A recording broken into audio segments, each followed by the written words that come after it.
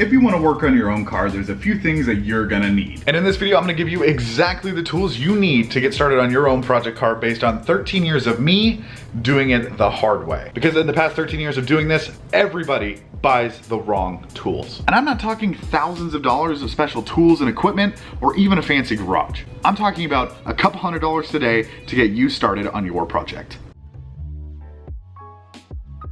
So let's start with the most important thing that you are going to use on literally everything on your project. Ratchets, socket sets, whatever you call them, these are ground zero for working on cars. And I don't care what brand you buy, just get something that is a complete set. Back when I started, I bought like a 350 piece set from Sears for about 150 bucks. This included 3/8, quarter-inch, half-inch ratchets, wrenches, and a screwdriver. It was basically everything I needed to get started working on my car in my driveway. And here's the crazy part. You can literally walk into Lowe's or a similar store and walk out with this almost exact set for under 100 bucks. That's insane. Because with just one socket set, you're able to tackle oil changes, interior dismantling, suspension, and even some engine modification. And I highly recommend start with this set, and as you work on your car, you will learn what sockets you need, what special bits, buy those as you need them. Super simple, makes it really easy to start. Now here's where things get interesting, because when you actually start getting to use the ratchets, you're gonna run into one problem. Some bolts are just not gonna move. And this is where a breaker bar comes in. And I'm gonna be honest with you, I didn't buy a breaker bar for years. I just kept thinking to myself,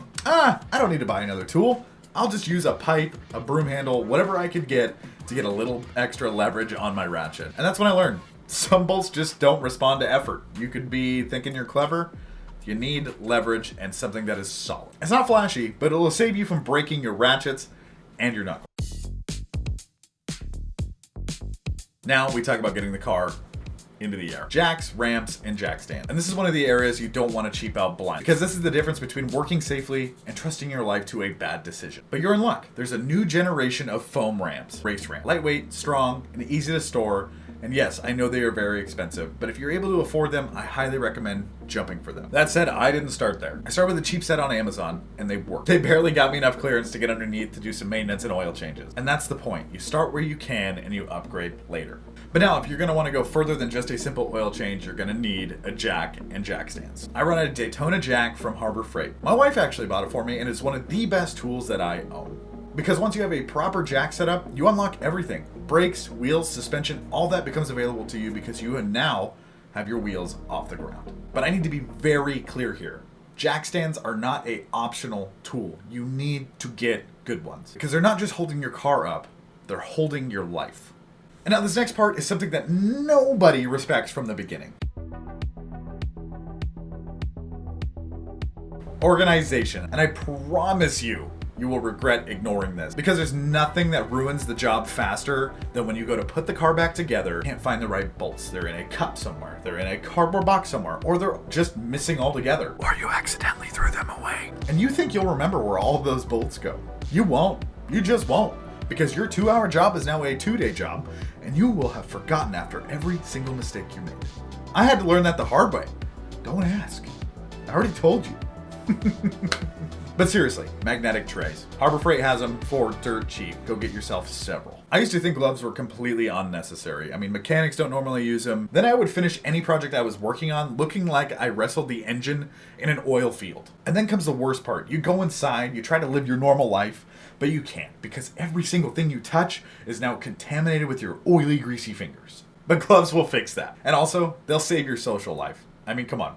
Try to touch your lady with greasy hands and see how that goes for you.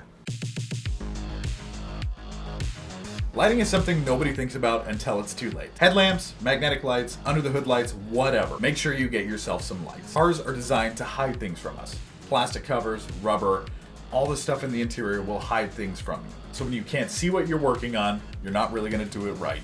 You think you can get that bolt in without seeing. You're using this weird, you'll understand one day. Your eyes are closed, you're under the car, you're feeling around with the bolt, somehow you get it in there. Until you have that skill, you're not gonna do it right. Trust me. Because if you can't see what you're doing, you're not working on the car. You're guessing at what you're doing, and that's only gonna lead to more problems.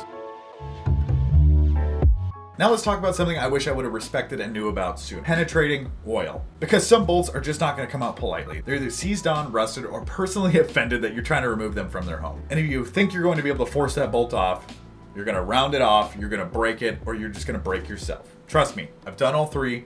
You don't want to be there. So now, I don't fight bolts anymore. I let them soak first. So now you've got everything you need to get started on your project car. Nothing overwhelming, nothing fancy, just the basics to get you started.